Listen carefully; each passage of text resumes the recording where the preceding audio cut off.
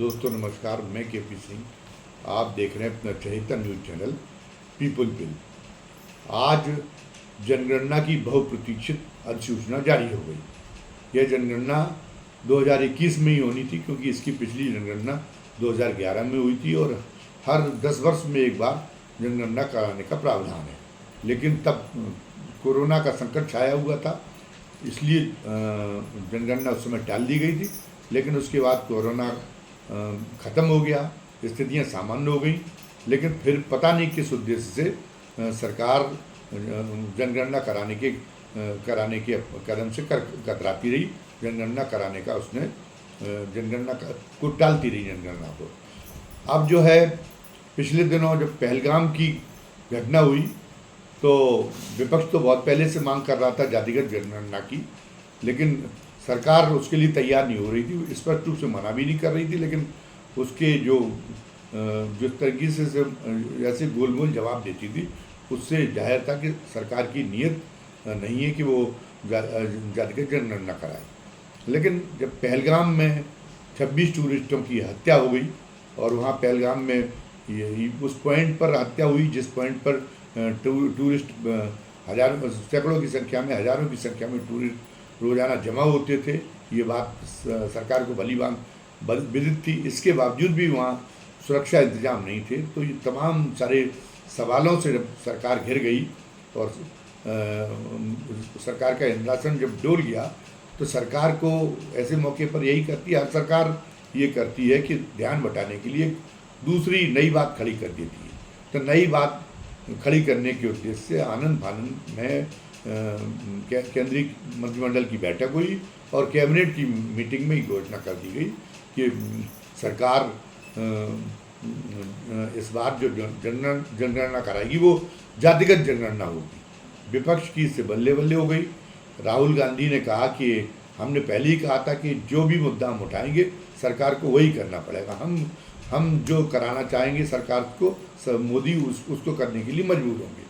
और इसका एक नमूना फिर सामने आ गया है। विपक्ष के इस ढंग के हमले को मोदी सरकार पहले से जानती थी। उसको अंदाज़ा था कि ये विपक्ष इस पर इसी ढंग से प्रतिक्रिया व्यक्त करके और उसका जो श्रेय लेने की का इसका श्रेय लेकर जो बहुजन समाज को, यानी दलितों पिछड़ों को रिझाने का उसका जो प्रयास है, उस पर पानी फेर देगी। फिर भी सरकार ने ये कदम उठाया और सरकार ने उसका जो राहुल गांधी और तमाम अन्य सारे विपक्ष ने इस बात को कहा कि हमारे दबाव में ये जातिगत जनगणना की घोषणा सरकार को करनी पड़ी है। तो सरकार ने इसका कोई बहुत जोरदार प्रतिवाद भी नहीं किया, क्योंकि तात्कालिक रूप से सरकार को यही था कि जो बहस के केंद्र में, विमर्श के केंद्र में जातिगत जनगणना का मुद्दा आ जाए, ताकि जो उसके जो सवाल हैं पहलगाम में आतंकवादी हमले से जुड़े जो सवाल हैं, उन सवालों के जवाब उसके पास में वाजिब नहीं है। तो वो जवाब जो है वो नेपथ्य में चला जाए। वो मुद्दे पहलगाम आतंकवादी हमले से जुड़े मुद्दे वो नेपथ्य में चले जाएं। तो इसलिए सरकार जान रही थी कि इसमें हम डिफेंसिव दिखाई दे रहे हैं, हम इसमें जो है विपक्ष हम पर हावी होता दिखाई दे रहा है। लेकिन सरकार ने इसको बर्दाश्त कर लिया। लेकिन आज सरकार ने जब ये घोषणा की कि आज ये अधिसूचना जारी करवाई कि जनगणना वो कराएगी, तो अब आश्चर्यजनक बात इसमें है कि इसमें ये इस बात का उल्लेख गायब है कि ये जनगणना जातिगत जनगणना होगी। इसमें तो ये भी उल्लेख नहीं कि जातिगत और आर्थिक सर्वे भी होगा। तो ऐसा क्यों हुआ? अब इसको लेके अंदाजे लगाए जा रहे हैं कि सरकार आखिर अपना जो है क्यों एक मुकर गई अपनी बात कह के, और फिर उसने ये मुकर जाने का कलंक अपने ऊपर मोल लेने की क्यों सोची। तो इसको लेके अटकलों का इसको लेके अंदाजे शुरू हो गए हैं। और उसमें पहला जो मुख्य अंदाज़ा किया जा रहा वो ये किया जा रहा है कि सरकार पहले भी इसलिए कतरा रही थी, इसलिए जातिगत जनगणना के लिए हामी नहीं भर रही थी कि ये जो मोदी की जो सरकार है, ये सरकार सवर्ण वर्ग सत्ता की सरकार है। तो ये सरकार अपने प्रभुओं से उसका निर्देशित होना लाजमी है। तो तो उसको अप्रसन्न करके उसके उन प्रभुओं की कोई बात काट के, उसकी मंशा को काट के कोई कदम नहीं उठा पाएगी। तो अब ये लगता है कि इसलिए उसको वो इसके लिए बाध्य थी कि वो जातिगत जनगणना की बात न माने, लेकिन उसने केवल तात्कालिक तौर पर इस बात को किया था कि तात्कालिक तौर पर पहलगाम वाले सवालों से लोगों का ध्यान हटा लिया जाए, तो उसने किया। लेकिन अब उसकी जो है वो जो असली नीयत है वो सामने आ गई। वो मतलब वो उसको ये हो गया कि ये लेकिन इसका एक बड़ा असर एक सामने आया है कि ये कहते हैं नहीं कि जात पहचान ली गई। तो सरकार की जातिगत जनगणना जो उसने नहीं कराने का जो गोल कर दिया कि ये जनगणना जातिगत जातिगत जनगणना होगी, इस बात को जो उसने गोल कर दिया, तो उसने अपनी जात बता दी। ये कहा जाता है कि जब कोई ऐसा काम करता है कि वो उससे जो है जो अपेक्षा है उससे बिल्कुल या वो अपनी बातों से जब मुकरता है, तो तब यही कहा जाता है कि उसकी जात पता चल गई, जो हुआ सो हुआ, उसकी बात पता चल गई। तो इस मामले में भी यही हुआ कि सरकार की जात पता चल गई कि ये सरकार की मानसिकता क्या है, ये सरकार का चरित्र क्या है, ये उजागर हो गया। ये जो है ये एक तरह से कालनेमी जैसा चरित्र है, छद्म घोषणाएं करना और असलियत कुछ और रखना, ये इसकी फितरत है।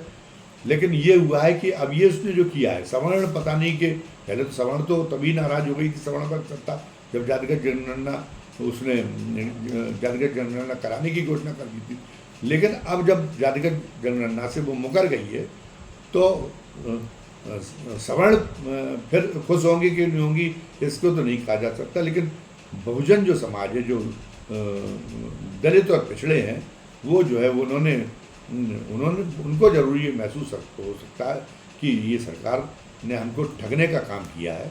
तो इस तरह से सरकार के साथ में वही बात एक तरह से साबित हो रही है कि एक चरित्रहीन सुहाग बनाया तो बहुत बुरा किया, और उससे भी ज़्यादा बुरा ये किया कि उस सुहाग को छोड़ दिया। तो आपने जातिगत जनगणना जब कराई थी, तभी आपने अपने लिए गड्ढे एक तरह से गड्ढा खोद दिया था, क्योंकि आपका पूरी हवा बनाने का काम वो तो पूरा सवर्ण वर्ग सत्ता पर निर्धारित है, जो प्रोपेगेंडा में बहुत माहिर है।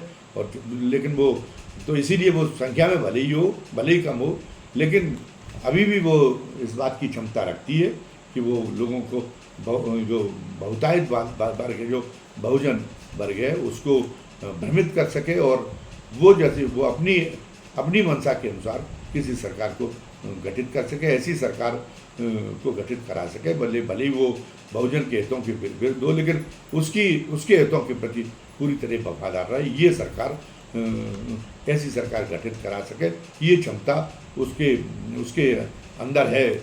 जो सवर्ण वर्ग सत्ता है उसके अंदर ये क्षमता है। तो सवर्ण वर्ग सत्ता को आहत करने का काम किया था जातिगत जनगणना करा के, जातिगत जनगणना की घोषणा करके। तो अब उसके सामने उसको जब ये आया कि अब जब ये कदम जब उठाना पड़ेगा, वो दिन आ गया जिस दिन अधिसूचना जारी होगी, तो फिर उसने मोदी सरकार ने अपने प्रभुओं के सामने, मोदी जी कहते तो ये है कि हम जो पिछड़े वर्ग से आते हैं और अपने आप को पिछड़े नेता के रूप में शो करने की कोशिश करते हैं, लेकिन ये साफ जाहिर है कि वो एक तरह से जो सवर्ण वर्ग सत्ता है उसकी एक कठपुतली मात्र है, एक मोहरा मात्र है। तो ये उन्होंने एक कर दिया। तो ये अब उनको ये हुआ कि पर तो इसलिए जो उन्होंने पहले जातिगत जनगणना कर दी थी, उससे थोड़ा सा हो सकता है कि उनका विश्वास जीत पाते वो जो बहुजन वर्ग है। लेकिन अब उसके बाद में उन्होंने अब ये छोड़ दी, तो अब इससे तो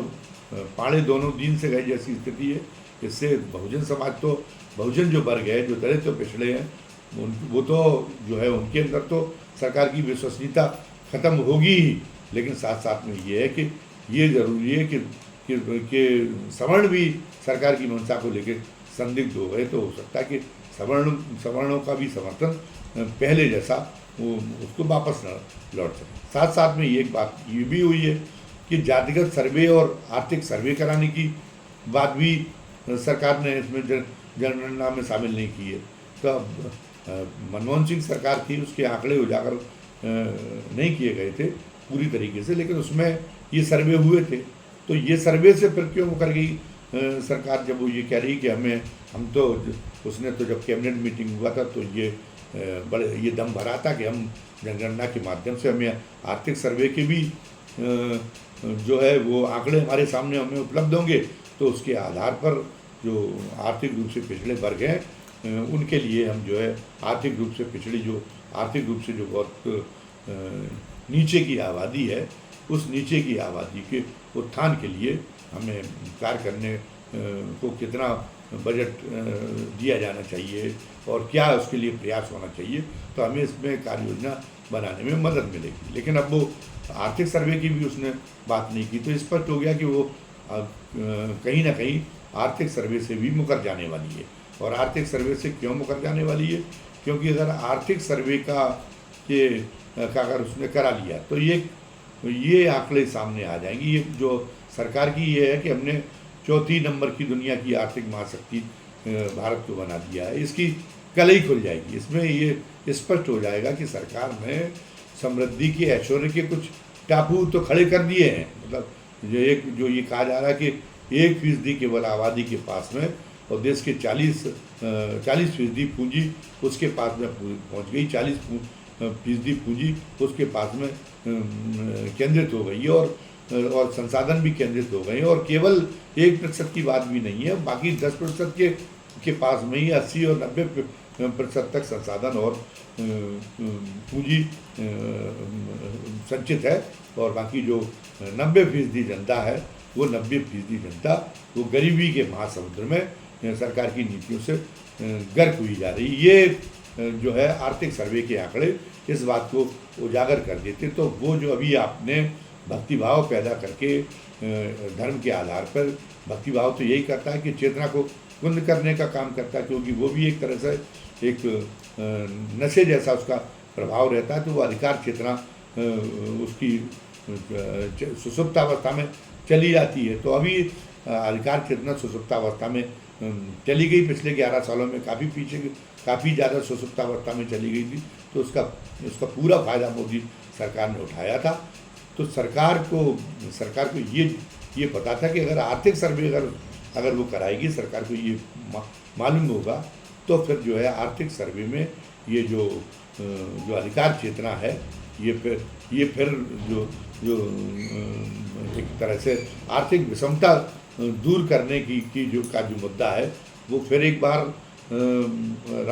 उसके राजनीतिक एजेंडे के केंद्र में आ जाएगा, जो उनके लिए बहुत बड़ा जोखिम सिद्ध होगा। तो इसलिए इस जोखिम से बचने के लिए सरकार जो है उसमें जो अधिसूचना जारी की है उसमें जो है चुप्पी लगा दी है आर्थिक सर्वे के मामले में भी। और लगता है कि सरकार का इरादा ये है कि वो आर्थिक सर्वे भी नहीं कराएगी। और एक जनगणना से, तो अब जनगणना का मकसद, एक तो इतनी लेट जनगणना हुई और ये जनगणना कब तक पूरी हो पाएगी? ये 2029 के लोकसभा चुनाव के पहले इस जनगणना के निष्कर्ष सामने आ भी पाएंगे या नहीं आ पाएंगे, ये भी स्पष्ट नहीं है। तो अब ये है कि फिलहाल तो जब ये आंकड़े स्पष्ट नहीं है तो इस जनगणना का क्या प्रभाव पड़ेगा नीतियों को बेहतर करने के मामले में, या कोई सरकार के इसके पीछे कुछ राजनीतिक इरादे छुपे हुए हैं, कुछ लोकसभा और विधानसभा क्षेत्रों के परिसीमन से जुड़ा हुआ यह मुद्दा है, या जो एक पिछली बार महिलाओं को बेवकूफ़ बना के महिला आरक्षण के नाम पे महिला आरक्षण का विधेयक पारित करा के और महिलाओं को बेवकूफ़ बनाकर उनकी वोट झटक लिए थे सरकार ने। लेकिन स्पष्ट हो गया कि अभी तो महिला आरक्षण को धरातल पर उतरने में बहुत देर है। अभी लग रहा है कि 2029 में भी नहीं उतर पाएंगी और 2034 में भी नहीं 2034 में भी संभावना नहीं है। तो अब ये स्थिति हो गई कि ये लोगों के सामने ये स्पष्ट होने लगा, जो महिला आरक्षण से जो उनके तजुर्बे थे और बहुत सारी बातें एक सामने आ गई कि ये एक तरह से छल करने वाली, वो जो हमने पहले उल्लेख किया कि सरकार ने खुद ही अपनी पहचान कालनेमी सरकार की पहचान बना ली, जो केवल हर कदम पर छल करती रहती, जिसकी कोई नीतिगत कोई वैचारिक प्रतिबद्धता नहीं है। ये जो चुनाव को दृष्टि में रख के और तात्कालिक तौर पर कुछ सोसेबाजी करती है और फिर अपनी सोसेबाजी से फिर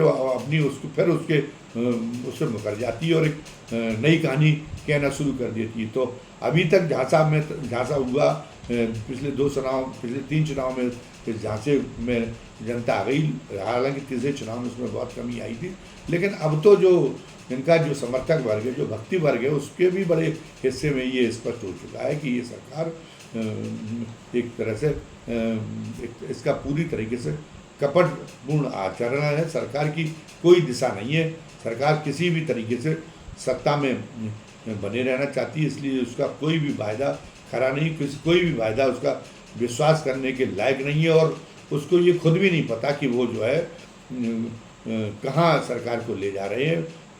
भारतीय संस्कृति की बात करती है, भारतीय संस्कृति में तो चक्रवर्ती सम्राट भरत ने मान लिया था कि 75 वर्ष के बाद में हो सकता है कि हम 150-200 वर्ष जिए, लेकिन 75 वर्ष की उम्र के बाद में जो एक सामान्य निर्धारण है जीवन का, तो हर आदमी सामान्य व्यक्ति है, मोदी जी भी हैं, भले ही वो अपने आप को एक अवतारी पुरुष घोषित करें, तो 75 वर्ष के बाद में कभी भी कुछ भी हो सकता है। तो 75 वर्ष के बाद में एक सक्षम उत्तराधिकारी को सौंपकर निवृत्त हो जाने में भी खैरियत है। लेकिन योगी जी तो लगता है कि योगी जी इस हकीकत को बिल्कुल अपनी जो उम्र से जुड़ी हुई हकीकत है, उस हकीकत को जो है बिल्कुल उस हकीकत से आंखें दो चार करना ही नहीं चाहते और वो तो सोचते कि अभी तो उनके पास में अनंतकालीन समय है, इसलिए वो लगातार और ये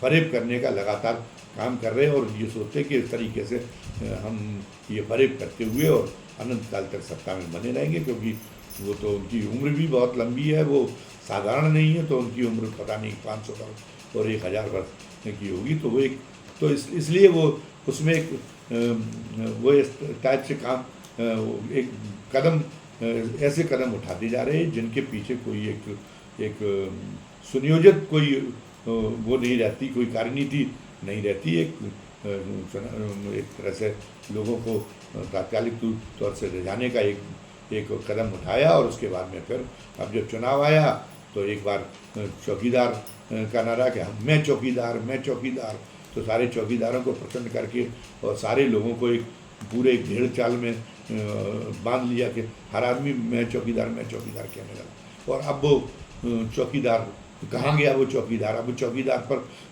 गर्व करने वाली बात योगी जी ने क्यों कहनी बंद कर दिया, अब ये कोई मोदी जी ने क्यों कहनी बंद कर दिया, अब ये कोई पूछने वाला नहीं है। बहरहाल ये महिला आरक्षण के बाद में और कई ऐसे उदाहरण दिए जा सकते हैं जिनसे ये सिद्ध होता है कि अब ये बिल्कुल लोगों के बीच में ये मोदी जी ने ये जो कदम करके जातिगत जनगणना से मुकर कर एक ऐसा आत्मघाती कदम उठाया है कि जिससे उनकी जो विश्वसनीयता जो रसातल पर चली गई, जिसमें लगातार जो उनके बेनकाब होते जाने का सिलसिला है, उस बेनकाब होते जाने के सिलसिले में ये एक बहुत बड़े उन्होंने एक बहुत बड़ा ये दृष्टांत प्रस्तुत किया है अपनी विश्वसनीयता को समाप्त करने का। और अब राजनीतिक पंडितों के ऊपर निर्भर है कि आज उन्होंने उसको उठा लिया और पूरे तथ्य व सूचना के तथ्यों के बारे में और अच्छी तरीके से मनन कर लें। और उनका आकलन क्या है, मेरा आकलन तो ये है कि इससे आने वाले चुनाव में इसके गंभीर परिणाम सरकार को भुगतने पड़ेंगे जातिगत जनगणना से मुकरने के। लेकिन अन्य राजनीतिक पंडितों का आकलन क्या है, हम इसको भी देखेंगे और इसके आधार पर ये देश के राजनीतिक भविष्य की क्या तस्वीर बनती है, इस पर हमारी एक निगाह रहेगी। अभी की वीडियो में बस इतना ही। धन्यवाद। जय हिंद, जय भारत।